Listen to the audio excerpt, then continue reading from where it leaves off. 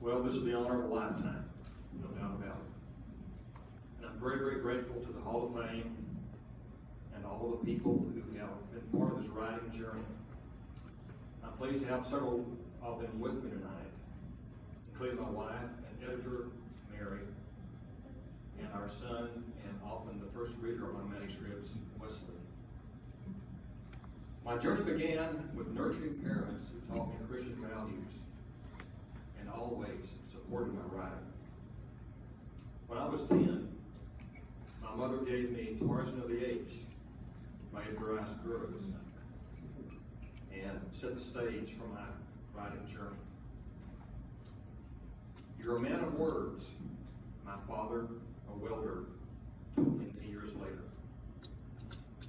When I was 14, my English teacher, Bob Bass, suggested I consider writing as a career. Little did he know that at that moment, he had created a monster. I went home that very afternoon and began my first novel. He had given me what everyone needs, a dream. I pursued that dream at the University of Texas at Austin, where I majored in journalism and studied creative writing under John Watson, a noted fiction writer. Most beneficial was a conference course that you could repeat for credit.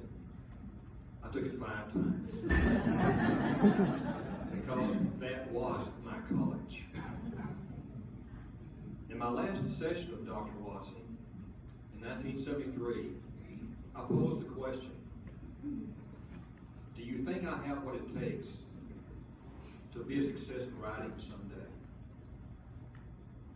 Well, he replied, yes, I do. For one thing, you stick with it better than any other student that I know. Stick-to-itiveness. There's another word for that. Perseverance. And I'm going to give 3 examples of perseverance in my writing journey. In January 1974, my first month out of college, I isolated myself on a Central Texas farm without electricity or running water, and by the light of a kerosene lamp, fed a blank sheet of typewriter into an old manual typewriter, and began writing a novel that I titled Perseverance. It was based on my father's experiences riding freight trains in the Great Depression, a time that certainly called for perseverance.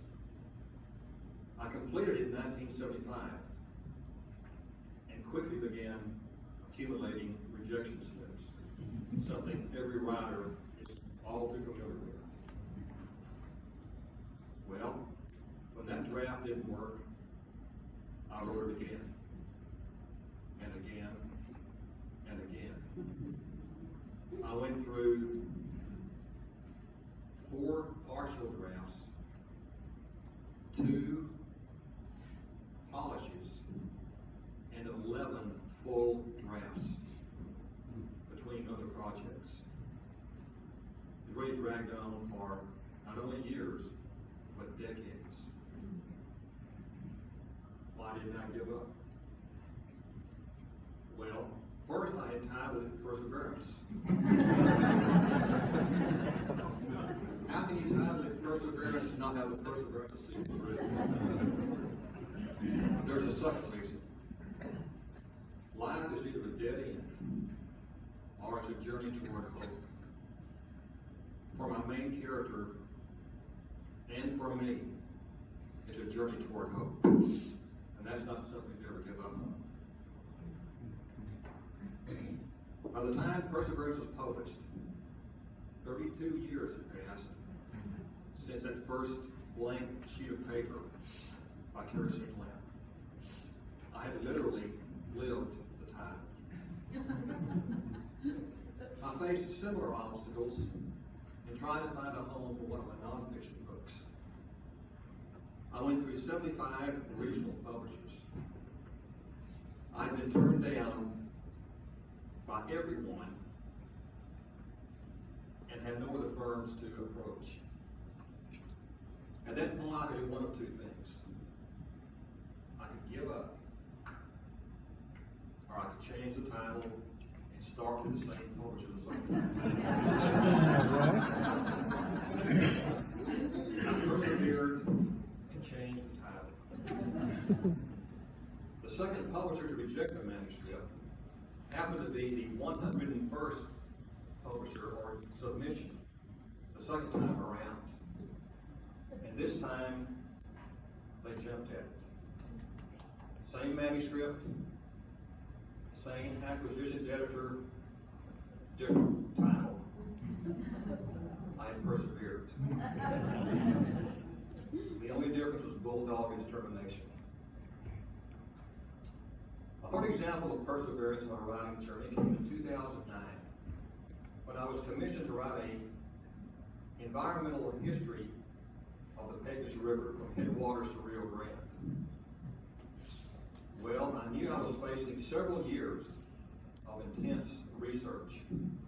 And as a writer, I couldn't bear the thought of not writing for all those years of research. The only trouble was, I didn't have time to write. Or did I?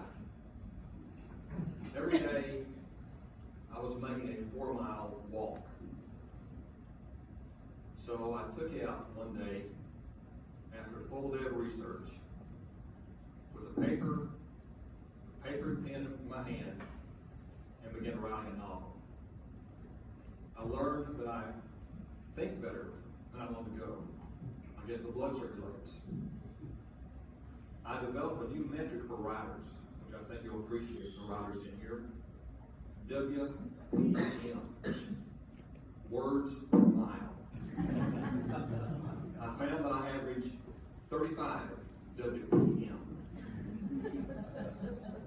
I have now written 7 novels, including the aforementioned The Big Drift, for which I have the good fortune of receiving the Spur Award of Western Writers of America. I put 1,850 miles to The Big Drift. Romans 5 says suffering produces perseverance. Perseverance, character, and character, hope. Tonight, thanks to the Hall of Fame, thanks to my family and friends, and especially thanks to God's grace, my hope is greater than ever.